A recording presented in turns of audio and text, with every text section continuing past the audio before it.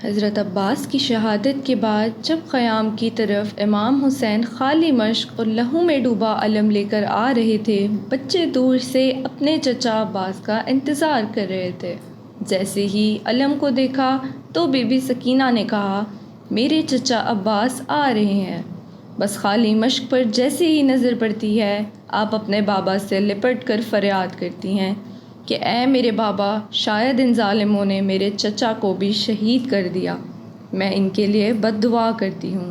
امام حسین اپنی بیٹی کا ماتھا چوم کے ان کو ایک خالی خیمے کی طرف لے کر جاتے ہیں اور کہتے ہیں، اے میری بیٹی، تجھے پانی چاہیے نا؟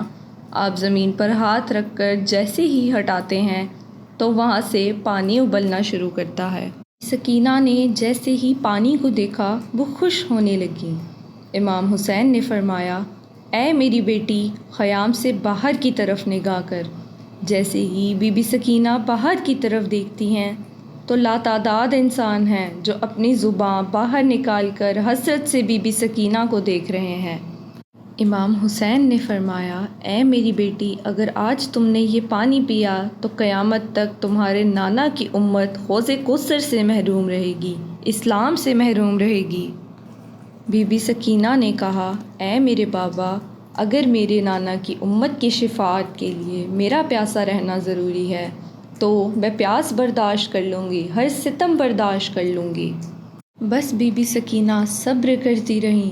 آپ کی آنکھوں کے سامنے علی اکبر شہید ہوتا ہے، علی اصغر شہید ہوتا ہے، آپ کے بابا حسین شہید ہوتے ہیں، پھر خیام چلتے ہیں، شمر تماچے مارتا ہے، لیکن کبھی آپ نے اپنے نانا کی امت کے لیے بد دعا نہیں کی۔ بس 11 محرم کے دن جب بیبیوں کو قید کر کے شام و کوفہ کی طرف لے جایا گیا تو راستے میں بی بی سکینہ کی یہی کوشش تھی کہ آپ اپنے بھائی سجاد، جو زنجیروں میں جکڑے ہوئے، دھوپ کی وجہ سے ان کی زنجیریں گرم ہوتی جاتی ہیں، آپ بار بار سپاہیوں سے کہتی ہیں کہ مجھے تھوڑا پانی دے دو تاکہ میں اپنے بھائی سجاد کی زنجیروں پر بہا دوں کہ وہ کچھ دیر کے لیے ٹھنڈی ہو جائیں۔ بس بی بی سکینہ ننگے پاؤں تمام بیبیوں کے ساتھ رسیوں میں قید ہو کے لوگوں کے پتھر کھا کے شام کے دربار میں پہنچتی ہیں۔ یزید کی جیسے ہی بی بی سکینہ پر نظر پڑی، وہ کہتا ہے، یہ چھوٹی بچی حسین کی وہی بیٹی ہے جس کو حسین سینے پر سلایا کرتے تھے؟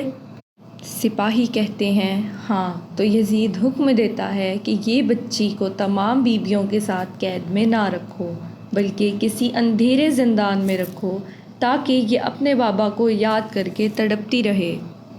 بس تمام بیبیوں کو ایک الگ جگہ قید کیا جاتا ہے اور بی بی سکینہ کو ایک ایسے زندان میں قید کیا جاتا ہے جہاں اندھیرے کے سوا کچھ نہیں ہوتا۔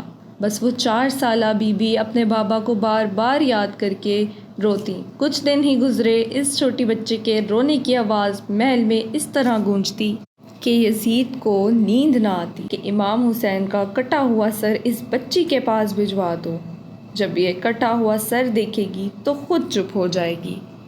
بس امام حسین کا سر جیسے ہی بی بی سکینہ کے پاس زندان میں پہنچتا ہے، آپ اپنے بابا کے سر کو دیکھ کر اس سے لپٹ جاتی ہیں اور زارو قطار رو کے کہتی ہیں، اے میرے بابا، میں قدم قدم پر سختیاں سہتی رہی، پتھر کھاتی رہی، لیکن کبھی بھی میں نے اپنے نانا کی امت کے لیے بد دعا نہیں کی۔ امام حسین کی آنکھیں کھلتی ہیں اور وہ فرماتے ہیں، اے میری بیٹی سکینہ، اب سو جاؤ، میں تمہیں اپنے ساتھ لینے آیا ہوں۔ بی بی سکینہ اپنے بابا کے سر پر اپنا سر رکھ کر سو جاتی ہیں۔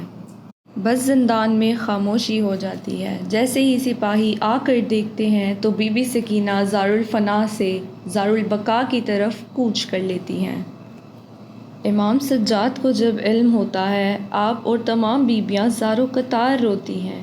آپ 3 دن کا اکٹھا پانی منگواتے ہیں اور چاہتے ہیں کہ اپنی بہن کو غسل دیں۔ تاریخ نے لکھا، جیسے ہی بی بی زینب نے بی بی سکینہ کو غسل دینا شروع کیا تو اچانک سے رونے کی آواز آتی ہے۔ امام سجاد آ کر پوچھتے ہیں کہ اے میری پھوپھی ماں، آپ رو کیوں رہی ہیں؟ بی بی زینب فرماتی ہیں، کربلا سے لے کے کوفہ تک، کوفہ سے لے کے شام تک بی بی سکینہ ایک ہی لباس میں رہی ہیں اور بار بار یہ بچی تازیانے کھاتی رہی ہے۔ بی بی سکینہ کا لباس ان کی خال سے اس طرح مل چکا ہے کہ جب ہم غسل دینے کے لیے آپ کا کرتا اتارتے ہیں تو آپ کے جسم کی خال بھی ساتھ چلی آتی ہے۔ اے میرے بیٹے سجاد، تو ہی بتا بی بی سکینہ کو غسل کیسے دیں؟